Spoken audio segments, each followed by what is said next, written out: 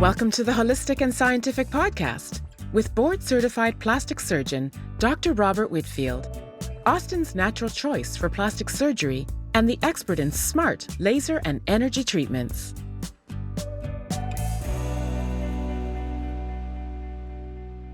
And, recovery was a little rough. I got an infection from the drains. All right, we're gonna have to talk about the drains. Yeah. And that was one thing which, when you don't have all of the information, I was like, oh, and I know that the doctor has to do drains. If they don't do drains, then there's something wrong. You got to do drains. Well, I got drains. I had them for 3 days. Everything had been going fine. On the third day, went into the office, had them removed by the surgeon. And within 48 hours, I had a fever. The area was red and very obviously infected. So just so all the listeners understand, all of the studies suggest that the use of a drain ultimately is associated with a higher rate of infection.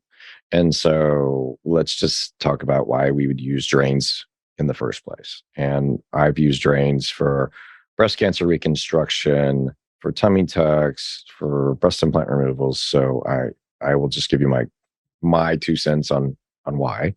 You use them initially as a surgeon because you don't want to leave a space that's open to fill just with fluid and develop what's called a seroma cavity, because then you have this fluid buildup. And so I would argue it this way. I've gone to not using drains except for in really specific instances. So if I have a extra capsular rupture, which means your implant capsule, your scar, has been compromised by the rupture. That usually means the gel or filler of the silicone device is now extravasated or leaked through your capsules in your breast tissue. That is a very unfortunate situation that I don't find very often anymore. But in that situation, I am very apt to use a drain because I cannot get the pocket devoid or cleared of materials easily, because breast tissue is not something you can just magically clean and, oh, it's fine and be done with it. Now, the other time I've used a drain, now drains don't stop infections. They don't stop bleeding. They don't stop you from getting the seroma, just so that everybody's clear. We hope that they do, but that's not ever been proven really.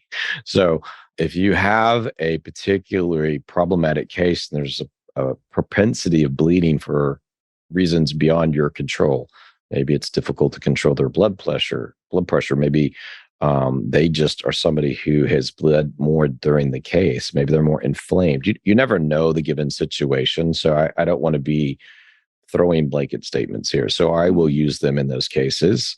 But most of what I do is create an environment where I don't have to, by lifting up the fold so that the fold will rise, disrupting that lower area so that internally it will drain. And that may sound like heresy, but I don't use drains in tummy tucks either.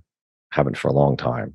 So that you can do with a progressive suturing technique. And you can also do the same thing I just described, which is undermining and basically internally draining it, which is your body's going to, if you will, absorb the fluid and then eliminate the fluid, provided several things are in order, right? So I put patients on a particular diet that's higher in protein. I try to make sure the foods they eat don't create more inflammation or more edema or fluid.